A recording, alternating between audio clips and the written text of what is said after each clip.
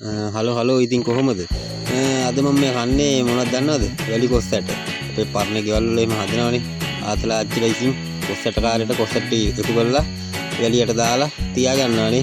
ඇති කාලේට හදන්න මෙන්න එහෙම තඹලා ඉස්සෙල්ලාම මේක හොඳට තඹ ගන්න ඕනේ.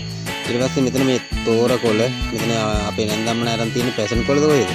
ඒ ටික අරන් හොඳට දාලා හොඳට මේ ලියල්ලා මෙන්න මේ වගේ සැම්පුණු කොස් ටිකට දානවා. ඉතින් කොහොමද?